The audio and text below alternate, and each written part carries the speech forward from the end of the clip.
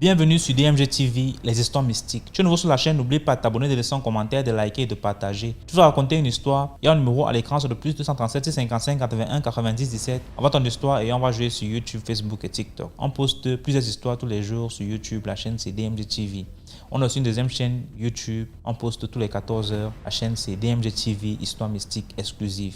On a une chaîne Facebook DMG TV et TikTok DMG TV. D'ailleurs, les directs c'est sur TikTok les mercredis et vendredis à 20h00 heure du Cameroun. Donc, je t'invite à t'abonner sur toutes nos plateformes pour ne pas manquer les vidéos qu'on poste avec des histoires mystiques. Voilà. Donc, on va écouter aujourd'hui des histoires mystiques. S'il vous plaît, laissez un like. Ce qu'on fait, c'est pour sensibiliser. Et donc, première histoire. Bonjour DMG, bonjour la famille DMG. J'ai une histoire à vous raconter. C'est un vécu dans ma propre famille. Bon, une cousine qui avait fait, j'avais peut-être entre 15 et 17 ans. Je précise, je suis au Gabon, précisément à Libreville. Excusez-moi. Donc, ma grande sœur met au monde.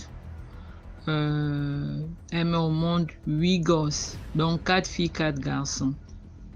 Elle est dans un petit village, les gens qui connaissent Oyane, elle vivait à Oyane. Donc c'est comme ça, elle perd d'abord 4 filles. Après, elle perd 2 garçons. Il lui reste 2 garçons.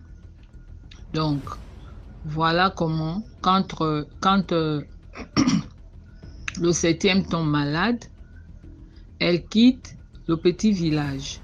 Elle s'en va à la capitale, elle s'en va à Libreville.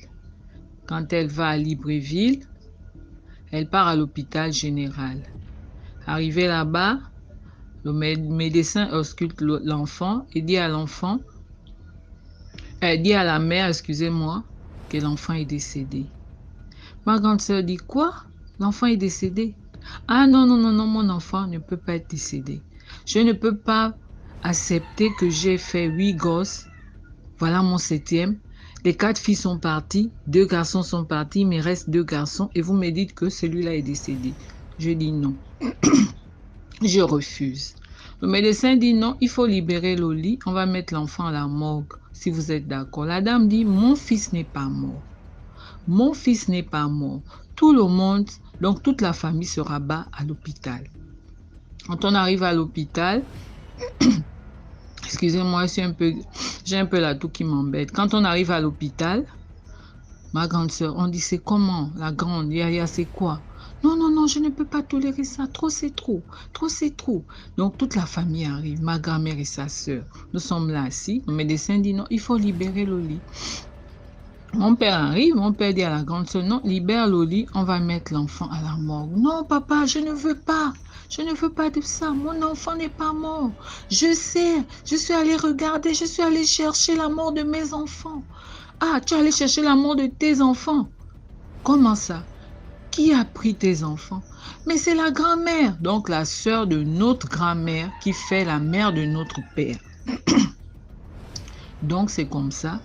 En fait, on est même grand-mère avec celle-là, c'est une cousine en fait. C'est comme ça que ma grande sœur, en Afrique on dit grande sœur, ma grande sœur dit à ma grand-mère, ma propre grand-mère, mes mères, comme nous on appelle nos grand-mères mes mères, dis à ta sœur de rendre mon enfant. Ma grand-mère dit, comment tu peux accuser ta grand-mère? Elle dit, je suis allée chercher. J'ai perdu 4 filles, elle ne m'a même pas laissé une fille. J'ai pleuré, oh, c'est la vie, machin.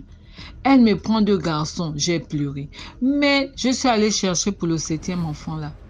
J'ai dit, trop, c'est trop. Je ne peux pas faire quand même 8 grossesses et perdre tous mes enfants. Et c'est comme ça que elle a trouvé un charlatan, un ganga. Et le ganga a tout dit que non, c'est la sœur de ta mère qui fait ça. Elle fait ça, elle bouffe chez les autres. Maintenant, elle prend aussi chez elle. C'est comme ça que ma grande sœur a dit, mon enfant n'est pas mort. Tu vas rendre mon enfant. Tu vas réveiller mon enfant. Monte, on descend, tu vas réveiller mon enfant. DMG, je te dis que non. Ce qui s'est passé, c'est du jamais vu, mais du venez voir. Quand elle a seulement dit, la soeur de ma grand-mère a seulement dit, je vais aller pisser. Et comme on sait qu'à la pédiatrie, derrière la pédiatrie, il n'y a pas de feu, il n'y a rien. Mais ma grande soeur a dit, telle, partez. Donc j'étais parmi, on était 2 sœurs. Donc nous sommes partis, accompagner cette dernière. Elle a juste pissé, elle s'est juste soulagée. Après, on est reparti, on est remonté. Quand on arrive, on est là, elle est là assise. Après, elle s'élève. Je te dis que DMG, elle est partie toucher l'enfant au front. Toi, si tu veux nous laisser, hein, pourquoi tu veux nous laisser tout et tout? Ne nous laisse pas. Hein, ta mère m'accuse, machin. DMG, l'enfant, là, dès qu'elle a posé ses fesses sur la chaise, je te dis que l'enfant s'est réveillé, il a éternué 3 fois. Et quand il a éternué 3 fois, et j'ai même oublié, ma grande soeur s'est déshabillée. Les gens qui vont écouter ça, qui connaissent l'histoire qui s'est passée à l'hôpital général, elle s'est déshabillée, elle était nue. Même le médecin était dépassé, tout le monde était dépassé, toute ma famille. Et il a éternué 3 fois. Quand il a éternué, il a dit à sa mère, il veut manger. La mère, on a dit à la mère que bon, tu peux déjà t'habiller, l'enfant se réveille. Elle dit non, mon enfant n'est pas encore bien réveillé. Elle est partie acheter les gâteaux, l'enfant a mangé. Après, l'enfant dit, maman, je veux faire chichi. Quand l'enfant a dit, je veux faire chichi, c'est là où ma grande soeur a dit, tu vas faire chichi dans la bouche de celle qui a voulu te tuer. Maintenant, tu vas ouvrir ta bouche. Elle dit ça à la grand-mère, donc à la soeur de ma grand-mère. Mais mère, maintenant tu vas ouvrir ta bouche, mon enfant va faire chichi dans ta bouche. Tout le monde a essayé de dire non, c'est pas bon, ne fais pas ça, machin. Et c'est comme ça qu'elle a dit à la grand-mère, mais mère, mon enfant va chier sur tes mains. Et personne, vous n'avez rien à dire. Sur ses mains, elle va recevoir les chichis de mon enfant. Et c'est comme ça que la grand-mère, l'enfant a chié sur les mains de notre grand-mère là. Notre grand-mère là, je te dis DMG, c'était une sorcière à pas la peine. C'était une sorcière, non. Donc elle avait déjà pris l'enfant. Maintenant, avec la peur, la menace de la grande, c'est comme ça que elle a libéré l'esprit de l'enfant. L'enfant a fait chichi. Et ce chichi était noir. Bien noir. C'est là que les gens ont dit l'enfant était déjà presque parti. Et c'est comme ça que cette grand-mère-là avait même donné de l'eau. On ne savait pas que c'était une sorcière. À mon cousin qui vient en France, parce que son papa c'est un Français. Le fait que j'étais encore petite, on était tous petits. Le fait que l'enfant demande seulement de l'eau. J'ai vu la maman là, la grand-mère là, donner, comme les bidons restants en haut, donner de l'eau à mon cousin. Et elle a craché dans l'eau là. C'est maintenant, après, quand l'enfant a commencé à avoir l'épilepsie, que je dis ça à ma mère. Et ma mère a dit à sa mère, mais je te dis que non, l'histoire là, on a su que la femme là était une sorcière. Qui devait encore s'approcher d'elle? Qui devait s'approcher d'elle? Et c'est comme ça que elle est décédée peut-être parce qu'elle était abandonnée à elle-même, ses propres enfants. Personne ne lui rendait visite et c'est comme ça que elle est décédée de chagrin. C'était ma petite histoire, mais je reviendrai vers vous. Je vous écoute depuis peut-être déjà 2 ans, mais j'aurai le temps de monter en live. Mais pour le moment, j'ai essayé de vous envoyer cet audio. Bon, bonne journée à vous. Merci. Merci beaucoup pour l'histoire. Maintenant, on passe à la deuxième histoire. Salut DMG. Je t'appelle depuis le Congo-Brazzaville. Je suis précisément à Brazzaville. Je m'appelle Van Schilker. L'histoire que je vais te raconter s'est passée précisément à Pointe-Noire en autour de 2014-2015. À l'époque, je sortais de Brazzaville, c'est-à-dire je sortais de Brazzaville pour aller à Pointe-Noire. Mon oncle travaillait au port. Il m'avait appelé, c'était après mon bac. Il me dit, bon, mais petit, comme tu as eu ton bac, certainement tu vas chercher à intégrer la fac. Mais bon, comme vu la situation de notre pays, donc j'aimerais te trouver un emploi au port. parce que ça rémunère bien. Donc, une fois que tu viens ici, on en discutera de vive voix. J'ai pris donc l'avion pour aller à Pointe-Noire. Arrivé à Pointe-Noire, mon oncle me reçoit, voilà, tout se passait bien et tout. Il m'a même logé chez son grand-père, non, disons chez son oncle, donc qui était proche de chez lui. Parce que l'oncle, comme c'est un homme politique, il a des maisons et il y a une autre maison, genre une petite, je dirais une petite villa même, si je peux le dire, où je vivais. J'étais là, voilà, on gardait la maison avec quelques parents et tout consort.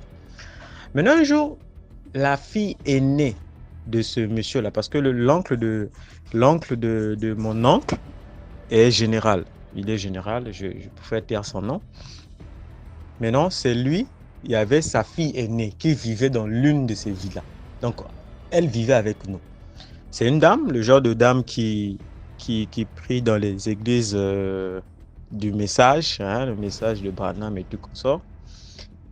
Et comme j'étais tout le temps à la maison, comme moi de nature, j'aime bosser. Hein, je suis le genre de mari, genre je prends le balai, je prends la brosse, je nettoie la maison, des fois je prends les assiettes. Donc j'étais tellement aimé par cette dame-là. Maintenant, une fois, c'était un samedi, elle travaillait à la CNCS. Elle n'avait pas, elle était libre. Elle me dit, mais tiens, mon fils, parce que pour moi, elle était comme une maman, voilà, vu que mon oncle, c'est son cousin. Il dit, tiens, mon fils, est-ce qu'on peut faire un tour à la côte? Vu que Pointe-Noire, c'est une ville côtière. Elle me propose en fait d'aller à la côte.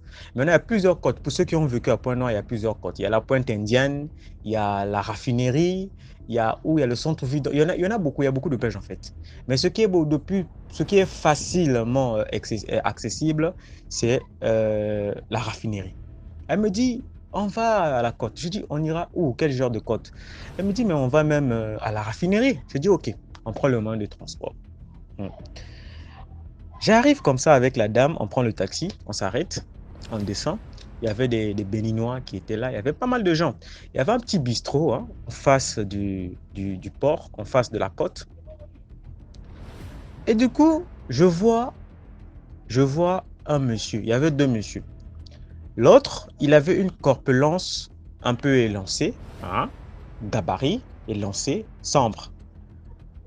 Il avait une culotte noire. Et de l'autre côté, à côté de lui, il y avait un monsieur élancé, pas trop gabarit, mais brun, très brun. En tout cas, il ressemblait à un blanc. Il doit être un métis. Et on est passé là. Les messieurs, les deux, ils faisaient des exercices de musculation, hein, de relaxation. Bon, moi, je me suis dit, c'est peut-être les maîtres nageurs et tout. Bon, donc, automatiquement, voilà, c'est ça. Et après, j'étais là, je suis rentré dans le bistrot, moi et la dame. On a pris quelques bouteilles, quelques canettes de coca et des petites brochettes. Et comme c'est une dame qui est au message, elle ne peut pas rester dans le bistrot. On s'est mis dehors, c'est-à-dire à côté du bistrot sur le sable. Ça grignotait un peu, ça discutait, ça rigolait et tout. Après, à un moment donné, je remarque, le sombre là, il avait l'air d'être un Camerounais. S'il n'était pas Camerounais, il doit être un Nigérian, entre les deux là.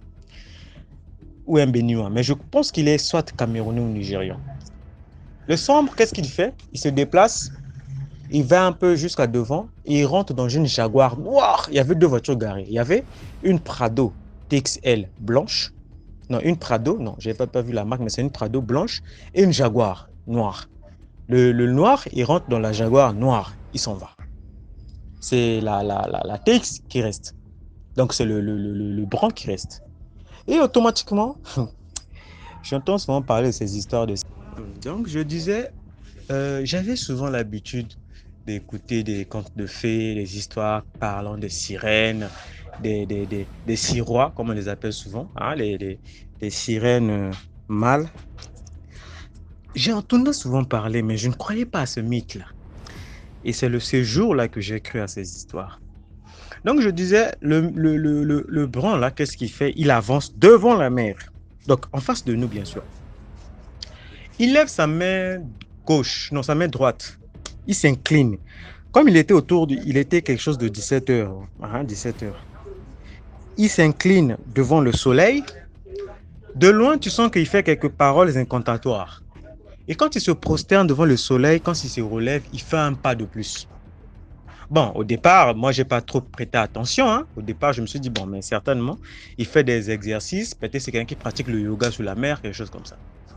Mais subitement, j'ai remarqué, à chaque pas qu'il avançait, il faisait un petit geste. À chaque fois qu'il avançait, il faisait un petit geste. Moi, j'ai dit, non, tiens, ça devient autre chose. Et jusqu'à ce que le monsieur, je fais signe à ma maman, je dis, maman, regarde, regarde. Et maman regarde, le monsieur est en train d'avancer. Le monsieur avance, le monsieur avance. Et jusqu'à un moment donné, le monsieur arrive au milieu même du fleuve. Mais bizarrement, le fleuve ne l'engloutit pas. La mer ne l'engloutit pas.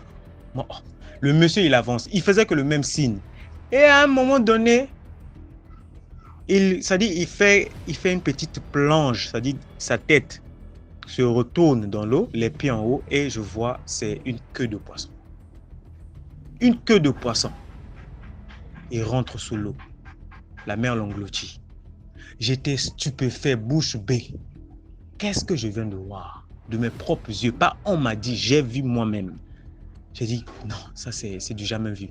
J'ai dit, bon, comme je suis quelqu'un, je suis trop curieux. Hein, je suis le genre de personne, voilà, moi je suis, comme on dit chez nous ici en Lingala, on dit tembe. Tembe, ça veut dire celui qui n'accepte pas facilement. Voilà, qui aime les challenges. Voilà, c'est même ça. J'ai dit, je vais attendre ce monsieur-là, il va sortir d'ici. Je vais l'attendre. L'attendre dit, on va. Je dis, non, non, je vais l'attendre. C'était autour de 17h, 18h et 19h. Je vois le monsieur sortir de l'eau.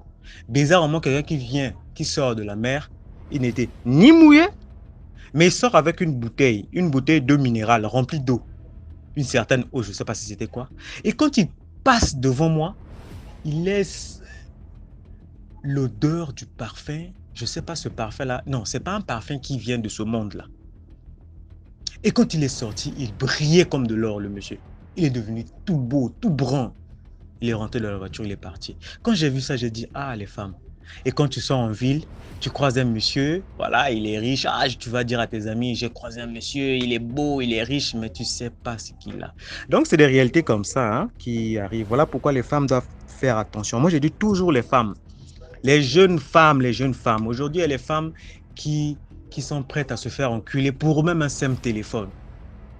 Il y a des femmes comme ça, elle est capable de se faire déchirer la gorge pour un simple 500 francs. Les femmes doivent prendre conscience en tout cas. Merci beaucoup pour l'histoire. Maintenant, on passe à la troisième histoire. Commentez, likez, partagez. Ah, TMG, tu m'as laissé un message que je peux raconter autant d'histoires, mais moi, bon, je pensais que c'était une histoire seulement. Excuse-moi, je vais raconter la deuxième histoire des filles qui aiment se marier aussi avec les hommes riches là. Et je t'ai dit que ça me fait rire. Moi, personnellement, ça me fait beaucoup rire. Bon, la dame, elle est venue raconter encore ma maman à Tokpa là, au marché. Et puis, elle dit que son mariage là, vraiment, elle s'est mariée, hein, mais elle a quitté. Elle n'a pas fait plus de 2 ans. Parce que son mari ne se lave pas. Il ne se lave pas, hein. Il sent mauvais. C'est-à-dire que quand il porte un habit, le lendemain, il ne peut plus porter. Parce qu'il cuit down. Mais il cuit down. Ça veut dire que le monsieur est trop sale. Et quand il porte les vestes, parce que quand tu portes veste, tu vas porter chemise blanche en bas. Là où il y a le col, là, ça devient jaune. Mais un jaune pas possible. Donc quand il enlève l'habit le soir, on est obligé de penser d'emmener au pressing. Et il a une grosse armoire dans laquelle il n'y a que des vestes. Parce que c'est ça qu'il prend pour aller travailler. Quand il se couche sur le lit là, vous voyez quand on tue les gens, on fait scène de crime là. C'est ça qui se passe. Hein. Parce que lui, il marque le drap comme ça en même temps. Et il ne se lave qu'une fois par mois. La dame dit, mais va te laver. Quand elle dit ça là, ça devient un sujet grave. Et quand elle dit qu'elle ne peut pas dormir à côté de lui, il refuse. Elle doit dormir forcément à côté de lui. Elle dit que quand le monsieur l'a dragué, elle ne voyait pas tout ça là. Que c'est maintenant que je souffre, c'est comme si on a mis un voile spirituel sur elle. Elle ne comprend rien, qu'il n'était pas comme ça. Et le monsieur dit que c'est comme ça, j'étais depuis le début, et puis tu as accepté de te marier avec moi. Le monsieur est très sale, je vous assure. C'est ce qu'elle disait, la dame là. Elle disait Mao. Mais entend le monsieur, il met une calebasse sous le lit. Et la calebasse, là, il y a un savon, vous savez les savons traditionnels de chez nous, là, avec des herbes, des choses bizarres dedans. et il a une calebasse dans la moelle et il y a une pommade traditionnelle dedans. Donc, quand il se lave une fois par mois, c'est avec ce savon-là, il se lave. Et quand il passe cette pommade-là, il se pommade. C'est comme s'il devient encore plus beau, encore plus frais qu'il ne l'était. C'est-à-dire qu'à chaque fois qu'il utilise ces choses-là, il devient encore de plus en plus beau, de plus en plus frais. Mais que si c'est côté argent, là, il a l'argent. L'argent, ça ne manque pas.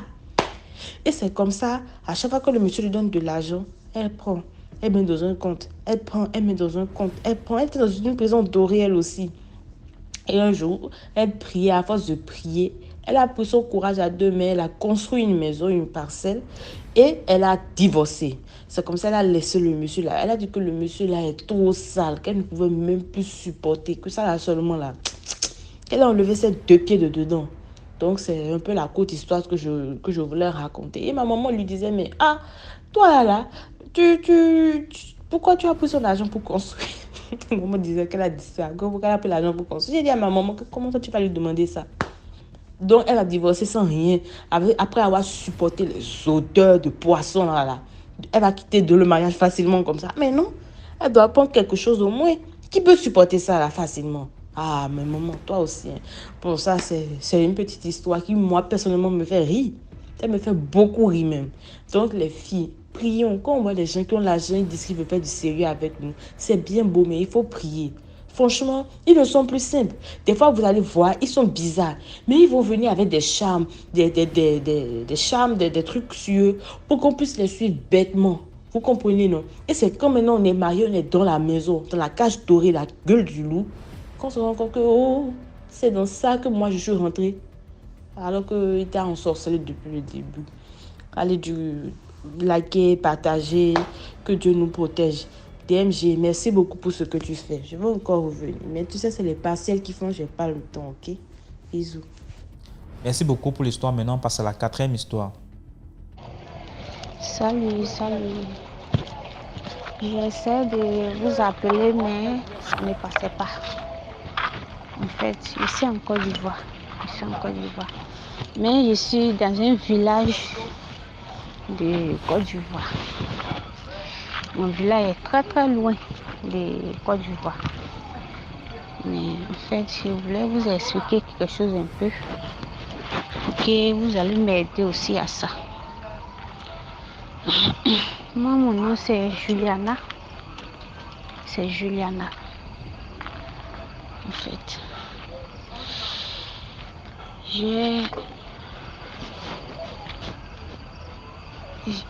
ma maman a fait au moins 3 enfants.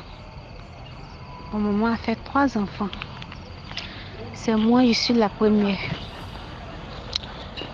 Il y a une fille, puis il y a un garçon. Nous tous on était là. Mon petit frère, il était au village aussi. Et moi aussi, j'étais aussi. Nous tous on était ensemble au village. On était ensemble. Mon papa ne vit plus. Et c'est ma mère qui est là. En fait, quand on était très petit, ma grand-mère ne voulait pas qu'on vienne chez ma maman. Ma grand-mère n'acceptait pas pour que je parte chez ma maman. Parce que mon papa avait fait discours avec ma maman. Et ma maman est rentrée en famille. Et on est resté si ma grand-mère. On est resté à côté de ma grand-mère, côté papa. Ma grand-mère était là, s'occupait de nous. Mais en temps, ma maman venait chez nous. Mais ce moment, on ne la connaissait pas. On était très petites. Parce que mon papa est décédé en 2002, pendant la crise. Il est resté là-bas. Et ma grand-mère n'acceptait pas pour qu'on parte chez nos mères. Elle refusait tout le temps. Même ses enfants, même la famille de ma grand-mère, mon papa, tout. Il n'acceptait pas pour qu'ils partent. On part chez nos mères. Et on n'est pas grandi chez nos mamans. On était là. Et il y a un jour, mon petit frère était tombé gravement malade. Mais ils ont passé à lui partout dans les hôpitaux, ça n'allait pas. Et mon petit frère est décédé. On est restés deux. Malgré on restait là, nous aussi on ne savait pas parce qu'on est très petite, on ne sait pas ce qui se passe. Mais c'est nos grands-mères qui nous ont élevés. À chaque fois, elles nous disaient que non, faut pas qu'on parte chez nos mères. Ça veut dire, elles nous racontaient les choses de mal de nos mamans. Elles racontaient les choses même quand même quelque chose qu'on ne peut pas expliquer aussi à un enfant. Elle expliquait aussi. Elle expliquait aussi elle nous expliquait comme ça. Qu'il ne faut pas, on va retourner chez nos mamans. Que nos mamans n'est pas bon. Parler les choses qu'on ne doit pas parler. Nous aussi, on a pris aussi la colère côté de nos mamans. On a pris aussi la colère, on a grandi avec ça. En fonction de ce que nos grands-mères aussi avaient raconté dans nos oreilles. On a pris comme ça. On a pris avec ça, on a grandi avec la haine. Avec rancune côté de nos mamans. On a grandi avec les choses comme ça. On a grandi avec la colère, avec les rancunes. On a grandi avec ça.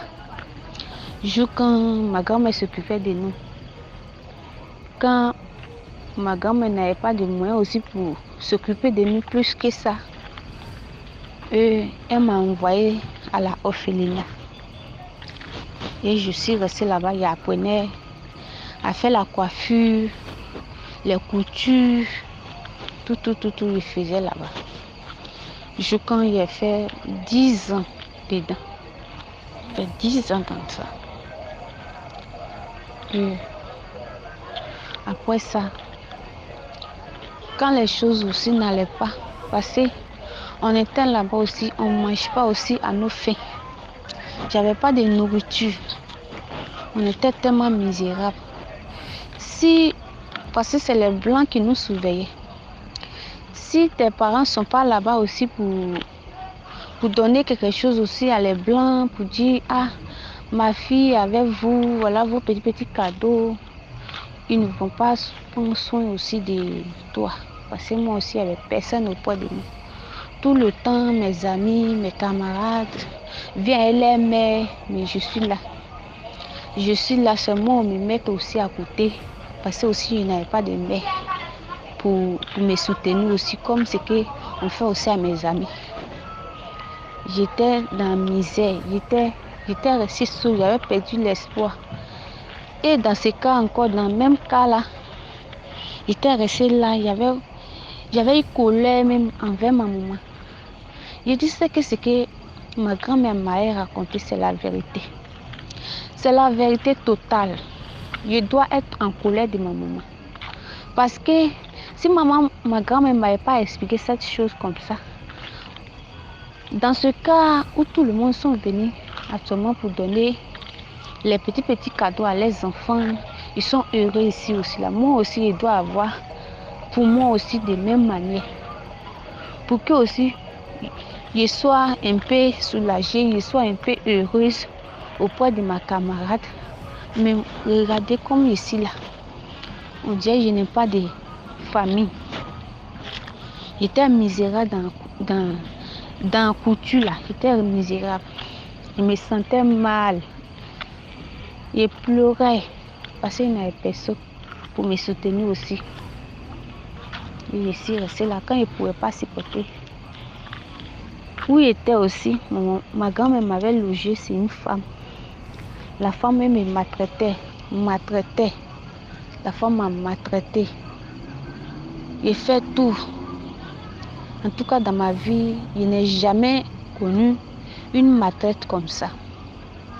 Ils m'ont maltraité. Où ma grand-mère est venue me déposer où je devais apprendre la couture et les coiffures là. Où elle est venue me loger là. J'étais dans souffrance. Je m'avais cassé Fargo pour pouvoir les vendre. Pour que je gagne au moins 100 francs ou soit les petits jetons pour aller au travail avec.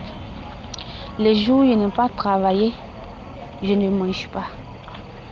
Les jours, souvent, mais il peut rester là. À rester là jusqu'à un travail, au moment où il est parti au travail, il va rester en retard. Ils vont me parler, insulter aussi mes parents, tout. J'accepte. Je était là. Après, quand il ne pouvait pas supporter, quand ma grand-mère est venue, j'ai dit, grand-maman, il ne peut plus rester ici encore. Il faut qu'il parte. Il ne peut plus rester ici. Il ne faut pas me laisser pour partir. Il ne faut pas me laisser seul dans la main de la personne que je ne connais pas. Mais je sais que tu m'as mis dans le métier, tu as fait tout effort pour moi. Mais aujourd'hui, là, je peux dire qu'il connaît un peu. Je ne peux pas rester comme ça. Allons, ma grand-mère. Allons. Et je suis partie avec elle, avec ma grand-mère. Je suis partie. Après, j'ai fait une semaine au village avec ma grand-mère et puis son fils, le petit frère de mon papa, est venu me chercher. Je suis partie. Je suis partie encore chez lui, chez le petit frère de mon papa. Ma traite que j'ai reçue, ça dépassait où j'étais. Ma traite que j'ai reçue, le matin on me réveille à l'eau glacée. Insultée, à ce moment, je n'ai pas encore vu le visage de ma maman. Depuis quand elle est quittée là-bas, je ne voyais plus le visage de ma maman.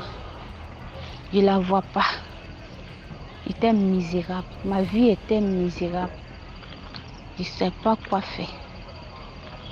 J'étais restée là-bas. Je n'arrive pas à manger.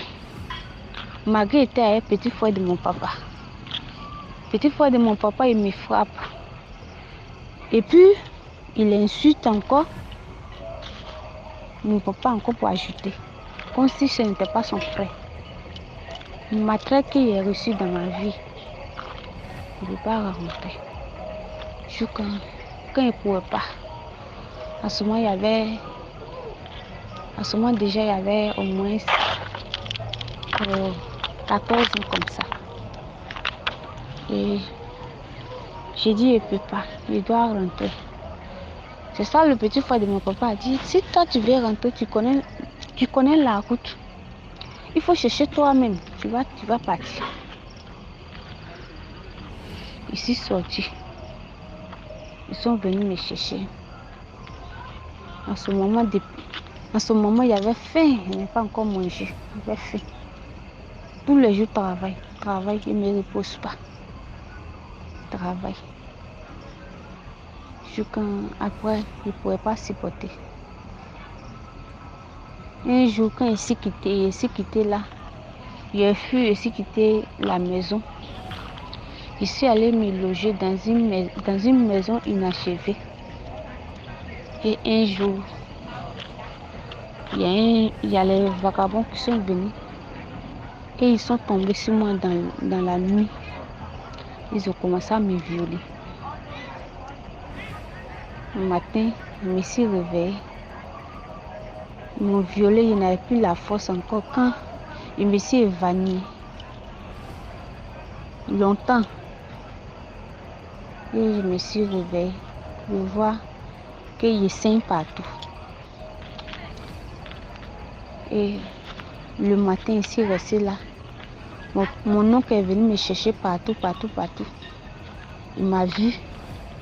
Malgré que je saignais, il n'a pas demandé à savoir ce qui se passe sur moi.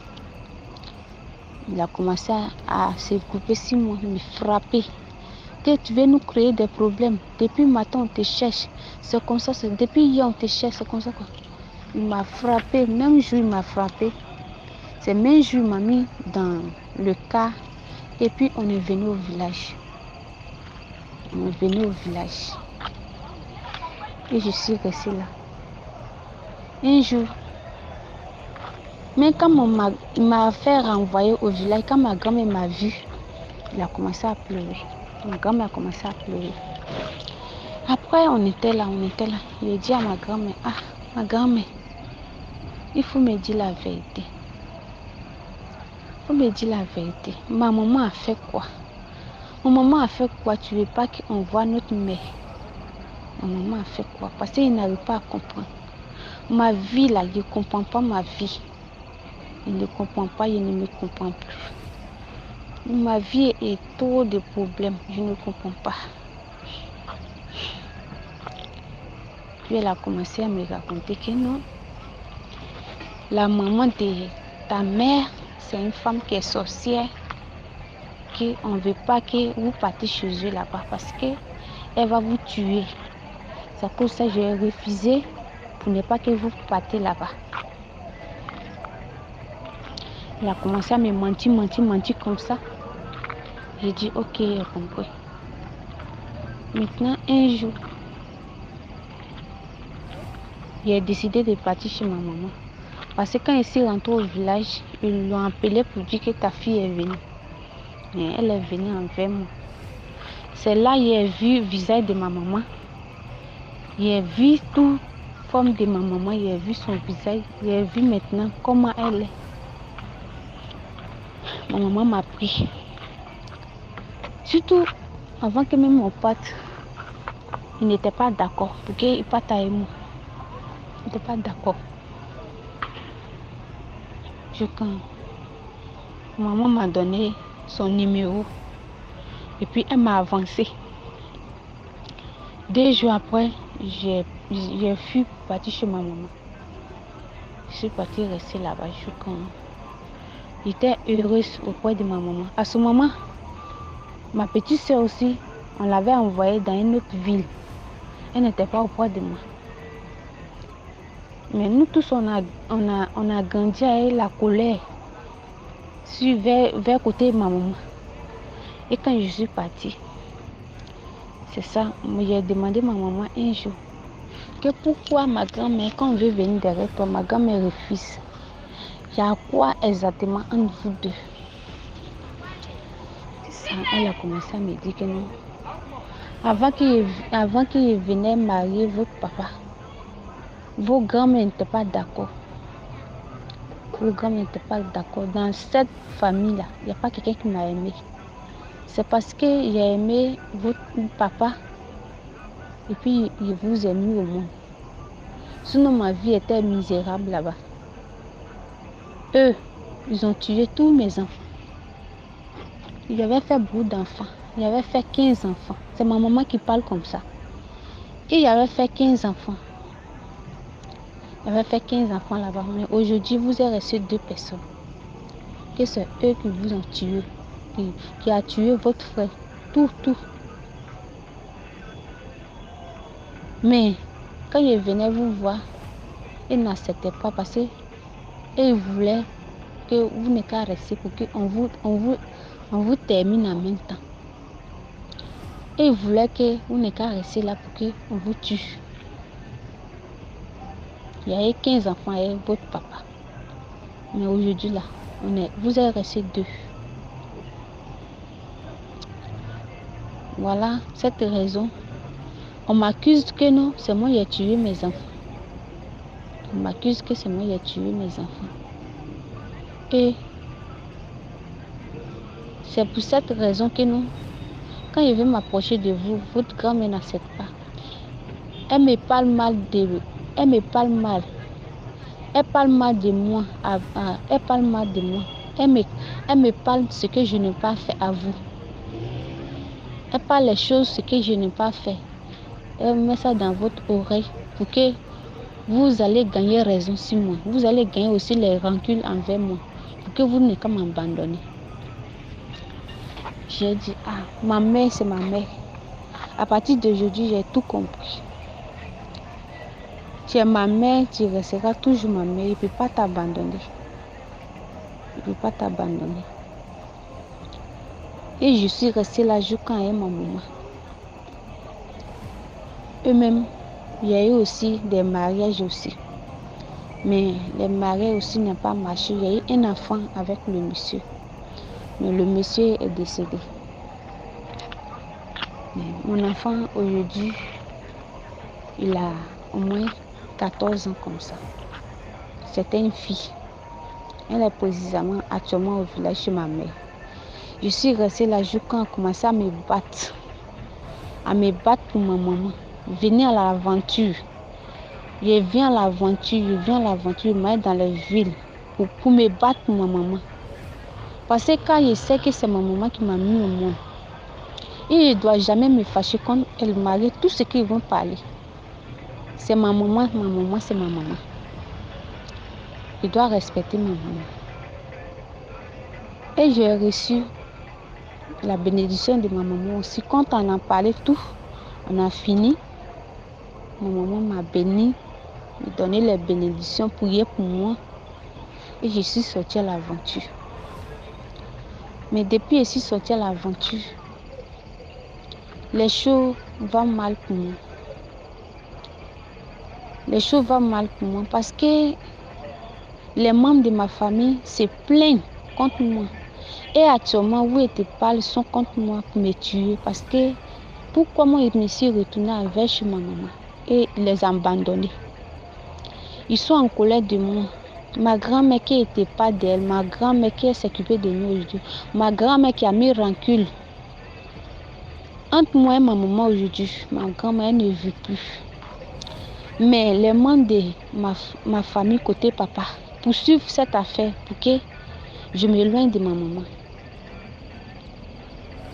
Et un jour, ils voulaient m'empoisonner pour qu'ils m'éliminent. Ils me terminent. Mais Dieu n'a pas voulu. Et je suis sortie à l'aventure aujourd'hui.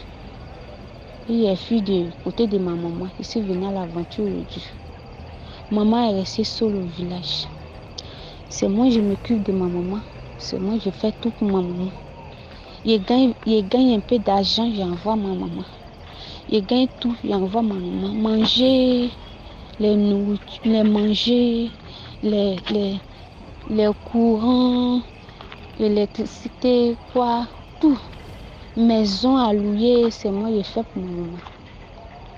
Mais je n'arrive pas aussi à gagner aussi assez. Ce qui est aussi, je peux faire aussi pour donner à ma maman pour qu'elle soit heureuse. Je vais faire du plaisir à ma maman. Je vais la faire oublier de toute souffrance elle a pris derrière nous. La fait oublier parce que c'est elle qui m'a mis au monde. Mais les parents côté mon papa sont 6 mois actuellement. Ils sont 6 mois actuellement, je n'arrive pas à me retrouver. Ils sont 6 mois actuellement. Donc un jour, je suis partie travailler en ville et j'ai croisé quelqu'un là-bas. J'ai demandé à la personne, s'il te plaît, tu peux m'aider à quitter de ce pays. Tu peux m'aider à quitter dans ce pays-là parce que je souffre beaucoup. Je souffre. Je vais faire du plaisir à ma maman. Je vais faire plaisir à ma maman. Mais les membres de ma famille côté papa ne veulent pas. Et actuellement, c'est la haine qui est là-bas. Ça va pas. Ils sont 6 mois pour me tuer parce que pourquoi ils me sont retournés contre ma maman, envers ma maman. Donc cette affaire, c'est grave. Si je me déplace pour dire, il m'a parlé ça à la gendarmerie, soit à la justice, les justices vont parler comme ça. Mais en esprit, en esprit, je ne sais pas ce qu'ils vont faire. Ce qu'ils vont me faire aussi en sorcellerie, je ne connais pas. Donc, moi, je vais m'éloigner de ma maman. Au moment où ils vont se déplacer pour venir, ils ne vont pas me trouver. Je vais quitter de ce pays. Je vais aller loin. Et actuellement, c'est ce qui est dans ma tête. Pour que je quitte là, pour que je puisse m'occuper mieux de ma maman en distance. Pour que je puisse m'occuper mieux de ma maman en distance. Parce que de mon côté, ça ne va pas. De mon côté, ça ne va pas. Ma petite soeur aujourd'hui, elle ne cause pas avec moi. Elle ne parle pas avec moi. Elle a pris côté papa. Elle a pris le même comportement que les membres de ma famille, côté papa aujourd'hui, ils ont pris. C'est ce même côté que ma petite s'est appris aujourd'hui. C'est moi seule, je suis sur le côté de ma maman. C'est moi seule actuellement. C'est moi qui fais tout pour ma maman. Mais ce que moi je gagne aussi, ce n'est pas assez.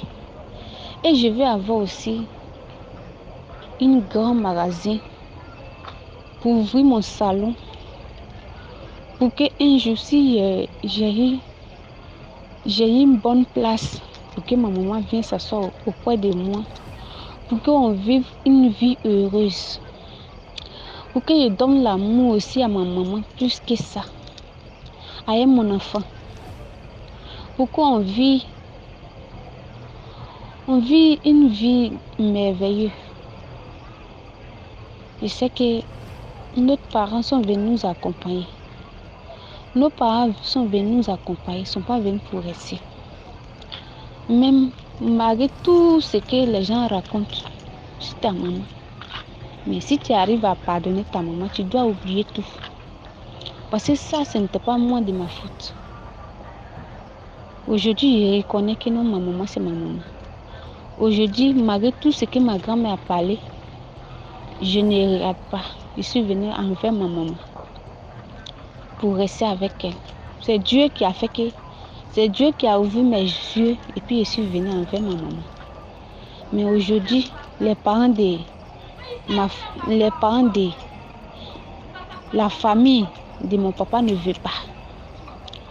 La famille de mon papa ne veut pas parce que pourquoi il me s'est approché de ma mère. Donc il veut me tuer. Il veut me coûter la vie.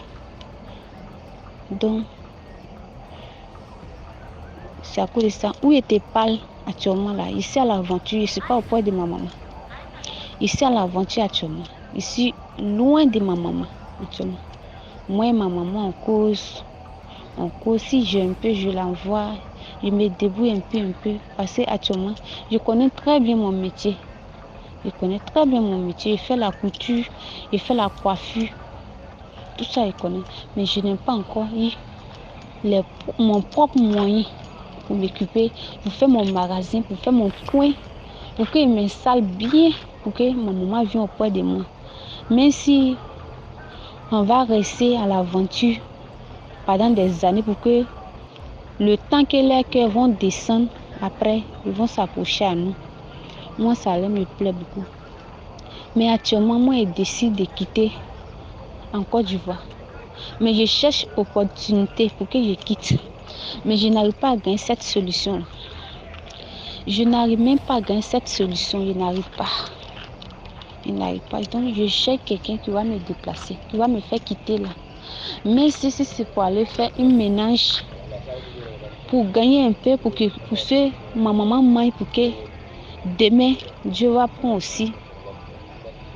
Je vais l'appeler. Ça serait une bénédiction dans ma vie, moi et mon enfant. Ça serait une bénédiction dans ma vie. Mais depuis, je me suis retournée envers chez ma maman. Ça ne va pas de mon côté. Je n'arrive pas à gagner les bons moyens pour faire aussi de bonnes choses à ma maman. Je n'arrive pas à gagner ce genre de choses. Mais je prie beaucoup. Je prie beaucoup que quelqu'un n'ait qu'à avoir pitié de moi, que je quitte ce pays pour partir travailler. Mais c'est pour travailler, pour que je m'occupe de ma maman. Je suis prêt à ça. Je suis prêt à me battre pour m'occuper de ma maman. Ma maman est tout pour moi actuellement parce que côté papa m'a abandonné. C'est ma maman qui est tout actuellement. Donc je vais faire du plaisir à ma maman. Je vais faire du bonnes choses à ma maman. Mais je n'ai pas encore eu les moyens. Je ne sais pas où j'ai trouvé une bonne personne pour qu'il m'aide à faire mon salon, mon magasin, pour qu'il commence à faire la coiffure. Parce que la coiffure, je maîtrise bien. C'est pour ça. Hier, je suis venue sur votre page. J'ai vu votre numéro, mais ce que le monsieur parlait, mais n'est pas bien écouté. Mais ça m'a plu en même temps, j'ai pris le numéro pour vous constater. Où je suis là, c'est un problème de connexion, problème de réseau. C'est à cause de ça que j'ai décidé le soir pour vous envoyer ce vocal pour que vous n'ayez qu'à écouter. s'il vous plaît, si vous pouvez m'aider, ça sera plaisir pour moi. Si vous pouvez m'aider à quitter dans cette situation, à m'éloigner de ma mère pour que je puisse aider maman en distance. Au cas ils vont oublier cette chose pour que je revienne aussi à côté de ma mère, pour que je fasse une bonne chose pour ma mère. J'ai des problèmes, voilà mon souci qui est là. Je vous demande pardon de m'aider. De m'aider. Je souffre beaucoup. Si mon papa était en vie aujourd'hui, je n'allais pas souffrir comme ça. Je n'allais pas tourner à l'aventure comme ça. C'est parce que mon papa n'est plus en vie. Tout est mélangé. Je sais pas, notre vie est mélangée actuellement. Actuellement, ça va pas. Ma propre petite soeur où ma maman a mis, ma propre petite soeur que ma maman a mis au monde, elle ouvre sa bouche aujourd'hui pour maudire ma maman. Vous-même voyez les choses comme ça. Vous-même voyez les choses comme ça. Une fille ne peut pas maudire sa mère. C'est pas joli à voir. À cause des rancunes, à cause des choses, à cause les paroles que ça rentre dans l'oreille de l'enfant. L'enfant doit grandir avec les choses comme ça pour se faire du mal cadeau. Aujourd'hui, le gamin qu'on prenait ce cœur-là, si moi aujourd'hui, si Dieu n'avait pas touché mon cœur, qu'il partait vers ma maman pour la parler mal, pour la insulter, pour la parler tout, qu'elle ait ouvert sa bouche aujourd'hui pour me maudire, c'est que ma vie allait être où actuellement? Ma vie allait être où actuellement? Dieu, mon frère, je vous demande pardon de m'aider. C'est mon souci qui est là. Je vous jure que c'est mon souci. Si vous pouvez m'aider, ça là me plaît beaucoup. Donc c'est mon histoire là qui est là. Merci beaucoup pour l'histoire. Maintenant, on passe à la 5e histoire. Likez s'il vous plaît. Bonjour à toute la communauté DMJ. Je tiens particulièrement à remercier DMG pour l'initiative, sinon pour le concept. Parce que depuis que j'écoute DMG, vraiment ma façon de voir la vie a changé et je suis devenu très prudent. Merci encore pour l'initiative. Voilà, je viens comme ça du Gabon. Je viens raconter mon histoire, ce qui m'est arrivé et ce qui m'a d'ailleurs traumatisé jusqu'à aujourd'hui. Voilà, je commence mon histoire comme ça. Bon, j'étais en province, qu'on appelle ici le Wellington. Pour ceux qui restent au Gabon ou bien pour ceux qui ont déjà visité le Gabon, on a une province qu'on appelle le Wellington. Voilà. Moi, je me prénomme Joseph. En étant dans ma province du Wellington en 2008, 2009, 2010, j'ai fait mes études là-bas. C'est comme ça en 2011, mes parents décident que je vienne apprendre en ville, donc dans une autre province. J'ai dit ok, il n'y a pas de souci. Arrivé en 2011, dans un nouveau quartier avec de nouveaux visages, je me suis intégré. Je me suis plus familiarisé avec une famille qui m'a bien accueilli, puisque j'ai passé toutes mes journées. Vraiment, tout le monde était sympa dans cette maison. J'y étais déjà comme si c'était mes propres parents, comme si c'était mes propres soeurs, comme si c'était mes propres petits frères. Je me suis intégré. Ils étaient tellement bien. On partageait des repas ensemble, on s'amusait ensemble, on discutait ensemble, il y avait des blagues. Voilà. Et c'est comme ça que je me suis attaché à un petit. Je me suis attaché à un petit dans cette famille. Vraiment, il était devenu comme mon petit frère, mon propre petit frère. Lui et moi, on faisait tout, pratiquement tout ensemble. Je me rappelle, l'année que je suis arrivé, j'étais en cinquième.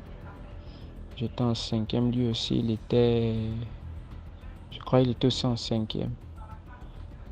Mais j'étais plus âgé que lui, en cinquième. Voilà, on cheminait ensemble. Les matins avant d'aller à l'école, il venait me chercher. Et si moi je termine avant, si je suis pas avant lui, je vais le chercher. C'est comme ça qu'on faisait tous les matins. L'année est passée, on est passé tous les deux en quatrième. On était dans des établissements différents, je tiens à le préciser. Il était dans un établissement qu'on appelle Anjomba.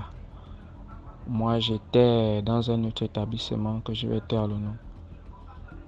Voilà. C'est comme ça qu'on s'est familiarisé. Il venait me chercher lorsqu'il sort avant moi et moi j'allais le chercher lorsque je sortais avant lui. Donc c'était un peu devenu comme ça. On s'est familiarisé. On est en quatrième. Hein. L'année scolaire est finie. Il a repris. Il a repris la quatrième. Moi je suis passé en troisième. Excusez-moi. Moi je suis passé en troisième. Il a dit, il n'y a pas de souci, tu as mal travaillé, il faut l'avouer. Et tu ne t'es pas aussi concentré. Il a dit, ok, il n'y a pas de souci, je vais reprendre. L'année académique suivante est arrivée. Moi, j'ai passé mon BPC. Lui, il était en troisième. Lui, il était en quatrième, moi, j'étais en troisième. C'est comme ça. On cheminait ensemble. Toujours la même routine. Il venait me chercher, j'allais le chercher. C'était comme ça. Toujours la même routine, toujours la même routine. C'est comme ça, en quatrième, dont je vous parle, il n'était plus concentré. Lorsque je lui ai posé la question, mais c'est comment cette année, tu es redoublant, mais il va falloir que tu te concentres plus, sinon tu vas encore reprendre. Il m'a dit comme ça que sa tête n'est même plus dedans. Lui, il veut faire du business. Je lui ai dit, tu peux faire du business, c'est vrai que l'école n'est pas la seule clé des réussites. Il y a ceux-là qui réussissent sans pourtant faire des études. J'ai dit, bon, au moins, ce que tu pourras faire, termine la quatrième, tu valides pour la troisième, tu gagnes ton BPC et tu vas au centre de formation. Il a dit, oui, moi aussi je vois ça, mais qu'est-ce que je vais encore aller apprendre? Puisque, étant en quatrième, son père était maçon, il connaissait quand même la maçonnerie. Puisque c'est comme ça que lui et moi on fonctionnait. Quand son père a des chantiers, il m'emmène. Parfois lui-même il avait des chantiers, il m'emmenait aussi. Donc c'était comme ça.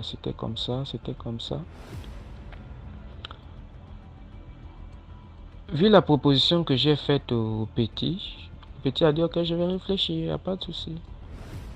Moi, j'ai continué mes études, j'étais concentré. Quand j'ai le temps, je vais bricoler. Quand je n'ai pas le temps, je suis chez moi ou bien je suis en train d'étudier ou je suis en train de faire autre chose. Voilà comment le petit chute encore. La fin d'année, le petit chute encore pour la quatrième. Vraiment, ça m'a attristé. Puisque lui et moi, on faisait presque tout ensemble. Vous-même, vous voyez ce que ça fait. Que toi, tu ne fais que progresser et l'autre ne fait que reprendre la même classe. Ah là, je lui ai dit non, là, c'est pas bon. Désolé. Là, c'est pas bon. Il va falloir que tu revoies les choses. Qu'est-ce qui se passe? Il me répétait toujours la même chose que moi. Les études là, moi, je veux arrêter. J'ai autre chose à faire. J'ai dit bon, vu que tu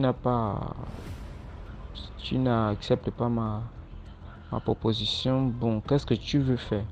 Il m'a dit il veut faire le business et tout. J'ai dit bon, ok. Qu'est-ce que tu veux faire comme business? Il m'a dit non, lui il va d'abord continuer en maçonnerie. Et il va voir. J'ai dit bon, cet homme qui voit, ce que je peux faire, c'est de te soutenir. Mais l'idée de laisser les études en quatrième, moi ça ne me plaît pas. Et comme ça, On a fini de discuter. Je me rappelle, j'ai dormi chez eux vers 3 heures. Son père était en train de le blâmer. Son père était en train de le blâmer. Sérieusement, vers 3 heures, il se chamaillait avec son père. Je pense pas qu'il se chamaillait. Il répondait un peu à son père, voilà. Comment se fait-il que tu marches avec l'autre? Bon, mon nom est sorti, hein, mon nom est sorti. Tu vois, tu marches avec lui, mais il progresse, toi tu es toujours sur place. Vraiment, ça m'a fait très mal. J'ai dit, ah, le boss, il va voir comme si, je sais pas, comme si je ne prodiguais pas des conseils à ce petit. Mais on marche ensemble, forcément ça devait sortir. Parce que même moi, je trouve pas ça normal que je me balade avec quelqu'un, on fait pas ce tout ensemble. Moi, je suis le seul qui progresse et lui, il est toujours sur place. Le boss avait tout à fait raison. Mais ça m'a fait mal parce que vu que je parlais au petit, il ne me comprenait pas. Et donc, le petit s'est lancé en maçonnerie. Il avait ses marchés déjà, de gauche à droite, il avait ses marchés. Et je tiens à préciser que ce petit était très, très, très intelligent. Et lorsque j'étais en 3e, lui était en 4e, il résolvait mes problèmes de mathématiques. Il me montrait, comme je m'embrouillais un peu en mathématiques, il me montrait tranquille, il était intelligent. Mais après là, je n'ai plus compris ce qui s'est réellement passé. Bref, il avait déjà ses marchés de maçonnerie. Voilà comment, à chaque fois qu'il avait un marché, il m'appelait. Chaque fois qu'il me montrait certaines choses. Aujourd'hui, si je monte les briques ou bien que je fasse le crépissage, c'est grâce à lui. C'est grâce à lui. C'est grâce à lui, à ce petit. Parce qu'il m'a montré de ces choses que moi-même, j'étais souvent étonné. Wow, c'est comme ça que je travaille avec lui. À un moment, tout a complètement basculé. C'est quand j'ai quitté le quartier. Je suis allé m'installer ailleurs. Mais nos quartiers n'étaient pas si loin que ça. J'allais souvent passer les week-ends avec lui. On s'amusait, c'était comme ça. Parfois, quand on finit de bricoler, si je vois que je suis trop fatigué, je dors à la maison là-bas. Le lendemain, je repars chez moi. J'ai quitté ce quartier, je me suis installé ailleurs. Je faisais des va-et-vient. Donc, c'était un peu comme ça. Ça fait pratiquement 2 ans.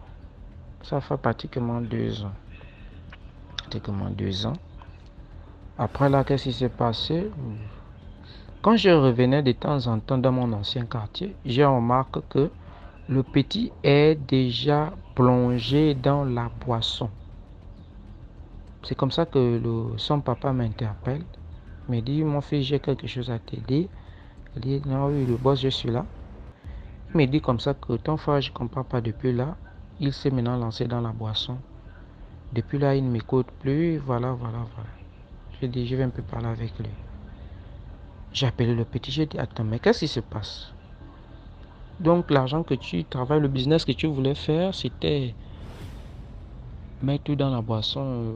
Où sont passés tes projets de construction? Il m'a dit, j'ai compris, mais je vais monter mon studio d'ici là. Je dis, qu'il n'y a pas de souci. Je suis allé voir le boss. Ah, le boss, voilà ce qu'il m'a dit. Il a dit, quoi, j'espère. Parce que moi, ça ne me plaît pas qu'il ait laissé les études. J'ai dit, oui, même moi, je lui ai parlé de ça. Il a dit, ok, il n'y a pas de problème. On était là. On allait toujours dans les bricoles. Les années ont passé. Moi, étant déjà, j'ai eu mon baccalauréat, je suis allé à l'université. Je me rappelle, on a fini le premier semestre, on nous a donné quelques vacances là, 2 semaines je crois. J'ai dit, ah, moi je ne suis pas habitué à rester comme ça, il faudra que je cherche mon argent. J'ai appelé le petit, est-ce que tu as quelque chose là-bas? Il m'a dit oui. Mais je l'ai appelé un jeudi. Il m'a dit non, passe à la maison vendredi. Parce que c'est vendredi que je vais prendre mon argent pour qu'on boive quand même une bière ensemble. Je dis qu'il n'y a pas de souci. Vendredi est arrivé, je suis parti chez le petit. Je l'ai trouvé, il était à la maison. Il avait déjà fait le marché. Lui, ce qui était particulier avec lui, c'est qu'une fois qu'il avait son salaire, la première chose qu'il faisait, c'était remplir le congélateur de ses parents. C'était remplir le congélateur de ses parents. Et comme ça, il avait déjà fait tout le marché. Il m'a dit, bon, c'est toi que j'attendais. Voilà. On est parti quelque part là. On a bu quelques bières. Quelques bières. Après, je lui ai dit, non, bon, là, on doit déjà rentrer. Il a dit, bon, ok, comme tu es avec moi, on va rentrer. On est rentré. Le lendemain, je retourne chez moi. Il m'a dit, bon, le chantier dont je t'ai parlé là, bon, c'est sûr que ça va démarrer la semaine prochaine. J'ai dit, ok, il n'y a pas de souci, donc je retourne d'abord. Je suis retourné chez moi. Il m'a encore appelé, je crois, un mercredi, quoi. Non, il faudrait que tu sois à la maison vendredi. Toujours vendredi. J'ai dit, bon, ok, je vais passer. Le vendredi qui a suivi, je suis parti. J'ai dit, oui, je suis là. Raconte. Excusez-moi.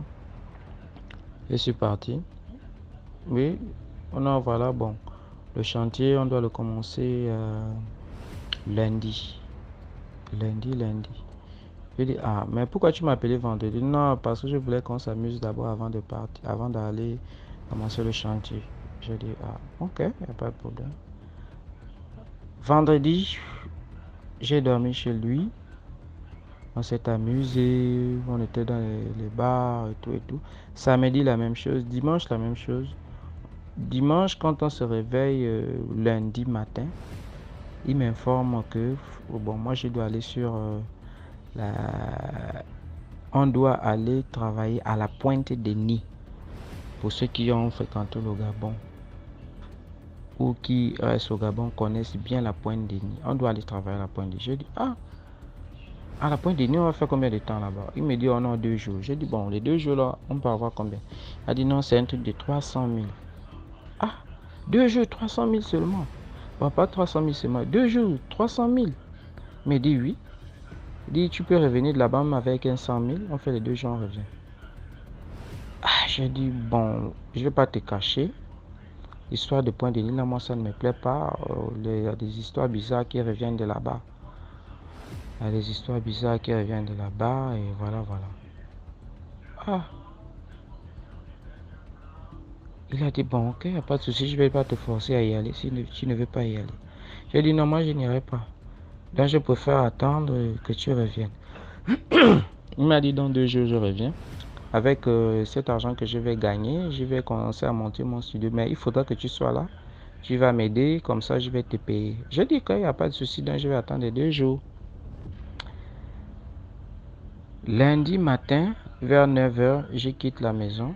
Je quitte de chez eux pour rejoindre mon quartier. Je laisse le petit. Je lui ai dit, avant de partir, il faut dire au revoir à tes parents. Il m'a dit, non, pour ça, t'inquiète pas. Pour ça, ne t'inquiète pas. Je dis, ok, je suis parti. 11h, j'appelle le petit, il répond, oui, tu es où? Oh non, on est déjà à la Pointe des Nids là. Bon, là, on attend le matériel. Je dis, ah ok, donc je vais t'appeler vers 14. Je vais te rappeler vers 14, 15h. Il a dit, ok, il n'y a pas de souci. Après là, qu'est-ce qui s'est passé? Après là, 14, 15h, j'ai pris le téléphone, j'ai appelé le petit, indisponible. Ah, quoi, la batterie est déjà faible. Sa batterie est déjà épuisée. Je dis, ok, il n'y a pas de problème. 20h, j'ai rappelé le petit, il était indisponible.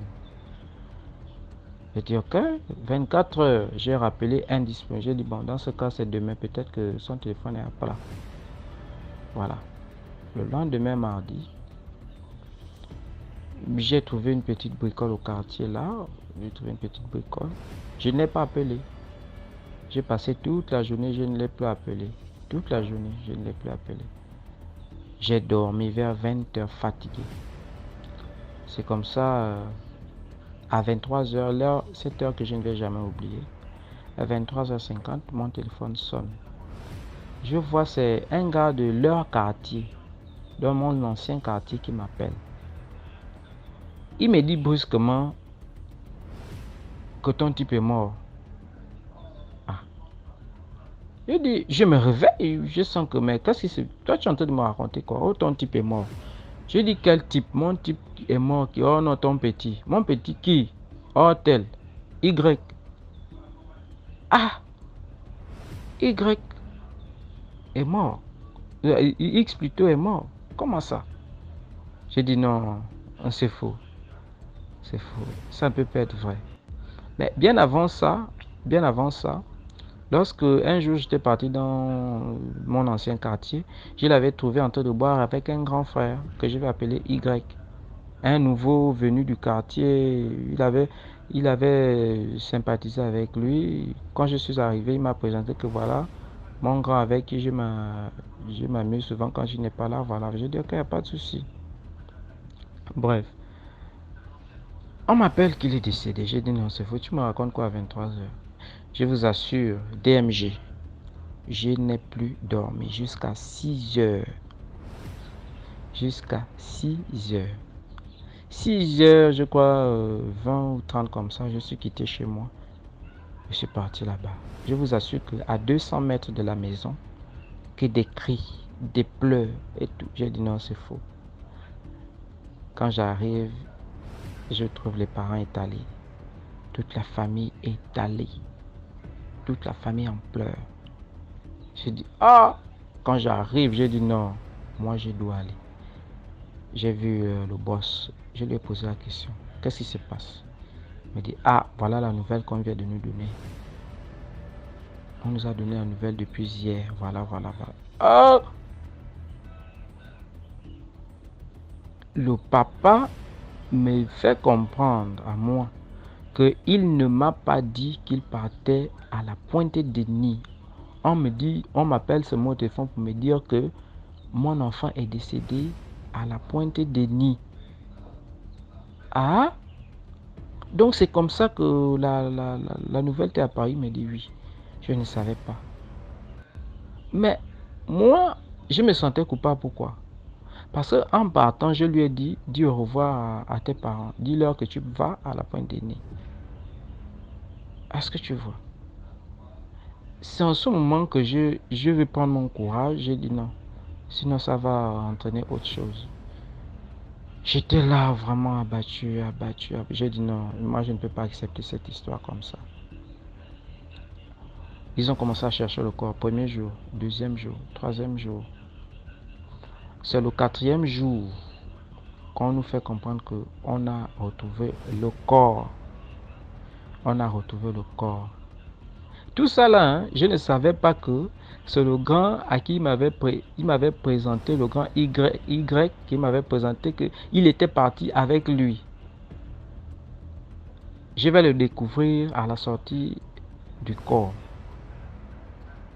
Lorsqu'on nous informe que le corps va sortir à tel endroit, on a retrouvé le corps, il faut aller à la gendarmerie à retrouver le corps, au commissariat, au centre de pêche et tout. Tout le quartier y va, parce que personne n'y croyait. Arrivé, on a peut-être patienté 2 heures. Au loin, on voit des gendarmes qui arrivent avec leur pirogue. On était là debout, j'ai dit moi je dois tout voir si c'est vraiment lui ou pas. Ils sont arrivés, ils ont accosté, ils ont tiré leur pirogue. Ils ont mis leur pirogue là au centre de tout le monde. Bon, les parents du concerné venaient voir le corps. Quand ils ont enlevé la couverture qui était posée sur le petit, j'ai regardé. J'ai dit merde. J'ai failli tomber. Mais attends, je ne comprends. Qu'est-ce qui s'est passé? Mais j'ai remarqué que le petit saignait du nez et le corps était encore frais. Le corps était encore frais, je vous assure. Le corps était encore frais. Jusque-là, personne ne comprend. Un corps qui a fait 4 jours à l'eau, ou vraiment on connaît quand même qu'un corps qui a fait 4 jours à l'eau, on connaît quand même, mais comme ça, non, il était encore frais, mais il saignait du nez. On a mené au commissariat là-bas pour remplir les formalités avant que le corps ne parte à la morgue. Maintenant, on pose la question de savoir, il est parti avec qui? C'est la partie que le nom de Y, le grand avec qui je l'avais trouvé une fois, sort que non, il est parti avec lui. Moi, je ne savais même pas qu'il était avec lui. Aucune personne ne savait que mon petit était avec Y. Donc, attendez, bon, ok, bon, Y vous raconte quoi? Y raconte que le petit a sauté de l'eau. Ils étaient dans la pirogue, il a sauté. Ah, j'ai dit non, ça c'est pas une explication fiable. Comment ça? Moi, je me suis dit, bon, moi qui faisais un peu les balades avec lui, il n'allait ni à la plage, ni à la piscine. Puisqu'il ne savait pas nager, qu'est-ce qu'il ira bien faire à la plage? Peut-être se balader, ça aussi jamais. Comment se fait-il? C'est cette explication banale qu'on nous a donnée jusqu'à la fin de cette histoire. Le petit, on l'a amené à la morgue. Je vous assure que lorsque le boss m'a appelé que le corps sort demain, je suis parti à la maison là-bas. On a attendu le corps. Le corps est sorti vers 10h, 11h, 10h, 11h, un truc comme ça. Ils sont descendus avec le cercueil jusqu'au salon. Et je vous assure que je n'ai pas reconnu ce petit. Je ne l'ai pas. Tout le monde doutait. On est arrivé au point où on a carrément dévissé le cercueil pour vérifier si c'est lui. La tête était enflée. Il avait noirci. Il avait noirci. Tout le monde doutait que ça soit. On a dit non, peut-être que vous avez changé de corps. Ils ont dit non, on n'a pas changé, il a changé de corps. Mais la personne qui reconnaît son fils, c'est le papa. Le papa a dit non, c'est lui. Il n'y a rien à dire. Parce que je connais ses orteils. Voilà, c'est lui. Voilà ses signes. Voilà. C'est lui. Moi, j'ai regardé, j'ai dit oui, c'est lui. Je vous assure. J'étais vraiment... je suis vraiment abattu quand même lorsque je raconte cette histoire. Ça me fait tellement mal jusqu'à aujourd'hui. C'est comme ça que on est parti l'enterrer. On l'a enterré. On a enterré le petit. Et 3 jours après, je suis rentré chez moi. J'ai dormi. Je vois le petit en songe. Il vient cogner à ma porte. Quand j'ouvre la porte, c'est lui. Oui.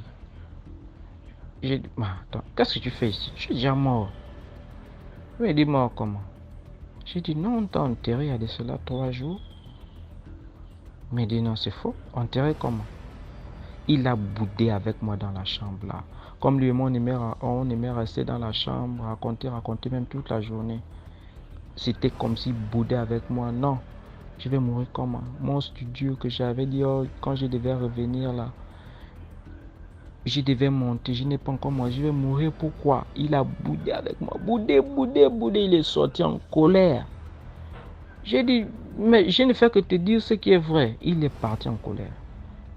Je me suis réveillé. Ah, ça c'est quelle histoire. Le lendemain encore, Coco, il vient encore me cogner. Il cogne encore à ma porte. J'enlève. J'ouvre la porte. Comme ça, c'est lui, il a la tête baissée. Il m'a dit, oui, tu as raison. Mais je ne comprends pas. Je ne comprends pas ce qui s'est passé. Je ne comprends pas. Après, il finit par me dire, oui, je sais. Je sais déjà ce qui s'est passé. Je sais déjà ce qui s'est passé. Mais dis, bon, moi je suis venu pour te dire au revoir. Je m'en vais déjà chez moi. Et tu vas chez toi où? C'est tout ce qu'il m'a dit. Hein.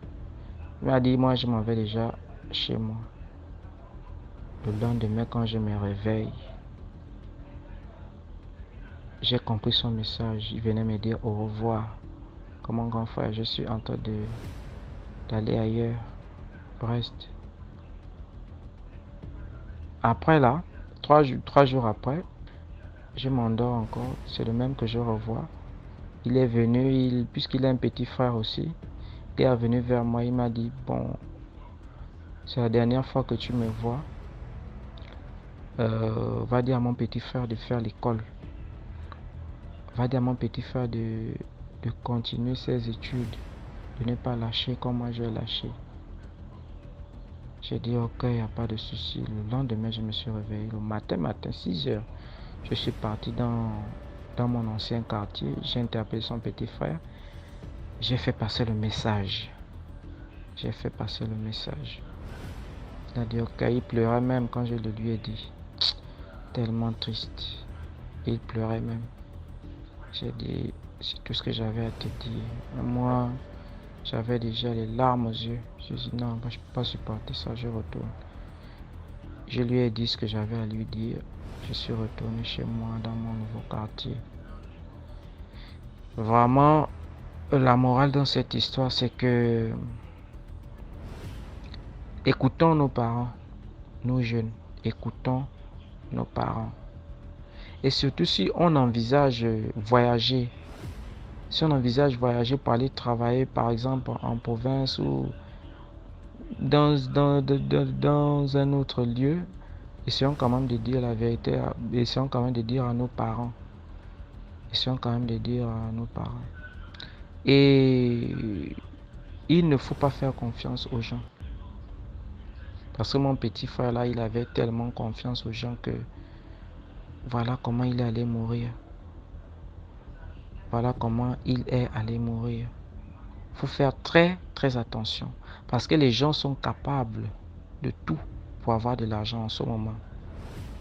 Faites très attention. Nous jeunes, faisons très très très attention. Et aujourd'hui,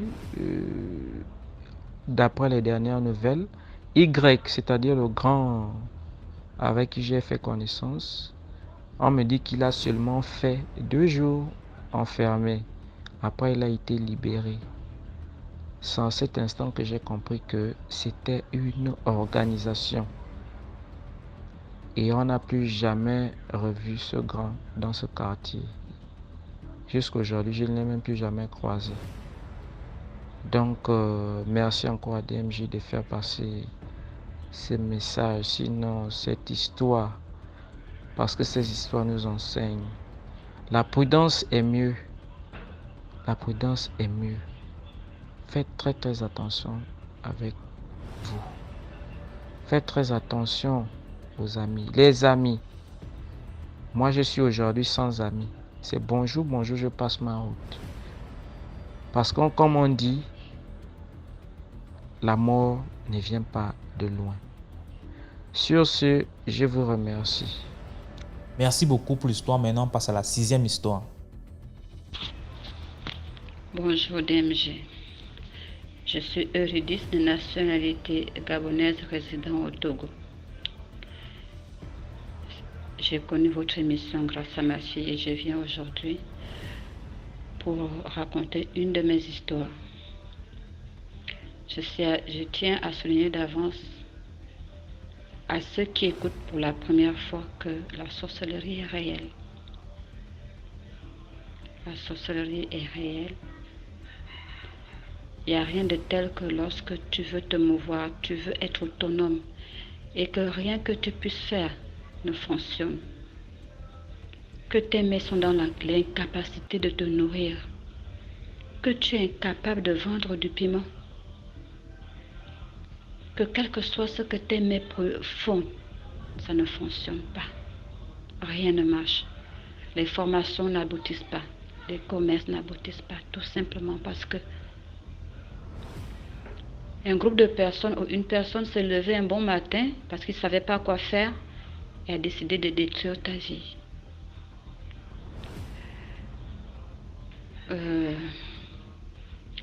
Je suis née d'une famille où la sorcellerie est chose courante.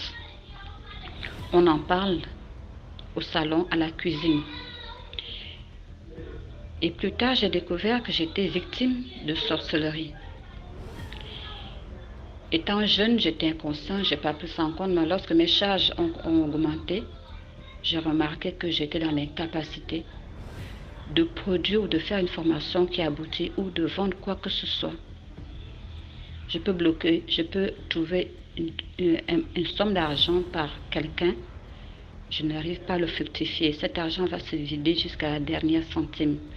Si je prête, je vais rester endetté ou j'arrête. Et ceci année après année.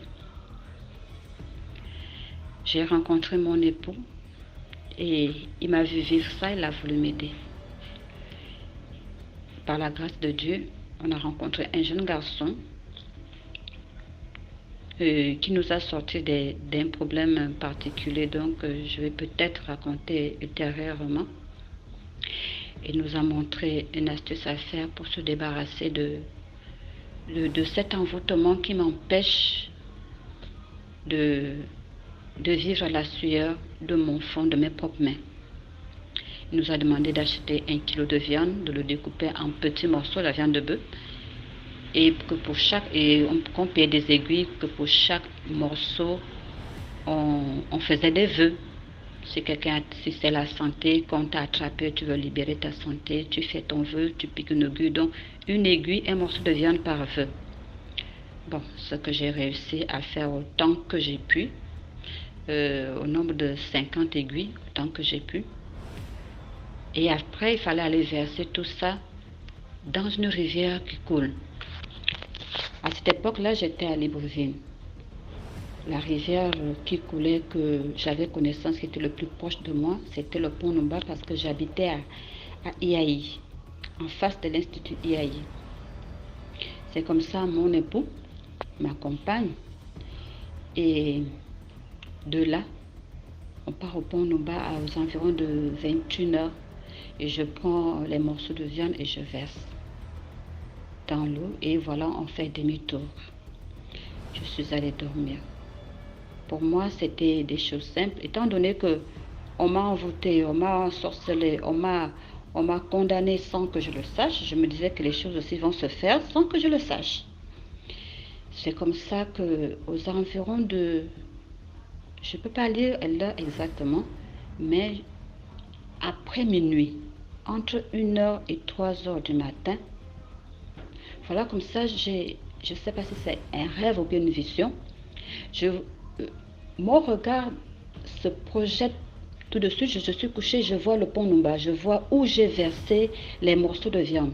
Et il y a un esprit qui sort de l'eau, qui avait une forme comme, pour ceux qui ont suivi les Barbapapa, une forme faite de l'eau, mais il n'avait pas de pied, il avait une tête ronde, les bras, comme les fantômes, lorsqu'on dessinait les fantômes, lorsqu'on était enfant dans les dessins animés, avec une forme de queue, mais tout ceci était fait de liquide. Et il prenait les morceaux de viande que j'ai jetés au pont Numba et il balançait ça au bord, hors de la rivière, et il disait dans ma langue, c'est ici que tu es venu jeter ta saleté, c'est ici que tu es venu jeter ta saleté, c'est ici que tu es venu jeter ta saleté. Il enlevait les morceaux de viande dans la rivière pour les jeter au bord de l'eau en disant c'est ici que tu es venu jeter ta saleté. Après avoir fait ça, je vois le fantôme qui fonce droit sur moi, venir me trouver à Iaï, sur mon lit, et il s'est mis à me gifler. Et dans le rêve, j'ai eu le réflexe de cacher le visage et je lui disais, excuse-moi, je ne savais pas qu'il y avait quelqu'un, excuse-moi, pardonne-moi, je ne savais pas qu'il y avait quelqu'un, pardonne-moi, je ne savais pas qu'il y avait quelqu'un. Puis il est retourné. C'était fini. Je me suis levée, j'ai dit à mon mari, ça n'a pas été. Là où on a jeté les morceaux de viande, c'était habité. Et l'esprit en question était fâché. Dieu merci, il ne m'a pas fait de mal. C'est comme ça jusqu'à aujourd'hui. Je suis restée telle que j'étais. Rien ne fonctionne toujours de mes mains. Et j'ai pu chercher à forcer les choses parce que je me disais que cet esprit-là n'était pas méchant. S'il avait été méchant, je ne sais pas ce que ça devait donner. Donc, ma petite histoire s'arrête là. Et je vais dire à tous ceux qui sont victimes de sorcellerie, particulièrement chez nous au Gabon, on a cette histoire de mari et femme de nu qui devient chose courante. Si vous saviez les dégâts que cela cause dans nos vies, on doit demeurer dans la prière. Espérer, en ce qui me concerne, moi je vais bien. J'ai à côté de moi quelqu'un qui s'occupe de moi, qui prend soin de moi dans les moindres détails. N'empêche que je voudrais de temps en temps lui venir en aide, en dehors du fait que je ne peux rien multiplier de mes mains. Je ne garde pas aussi de l'argent. Imaginez-vous avoir une femme que vous remettez, vous avez un salaire de 200 à 300 000, vous lui remettez 150 000 et elle finit ça en une semaine sans savoir ce qu'elle a acheté. Imaginez-vous le calvaire. Pour ce, je vous dis bonne continuité. Je vous prie de partager, de liker, afin que d'autres personnes puissent profiter de l'expérience et de la sagesse que donne tout ce qu'on raconte ici. Voilà, c'est tout pour aujourd'hui. J'espère que vous avez aimé la vidéo d'aujourd'hui. Commentez, likez, partagez. Si Tom Schnezois a raconté, envoie ton histoire numéro à l'écran. On se prend demain pour une autre vidéo. Ciao.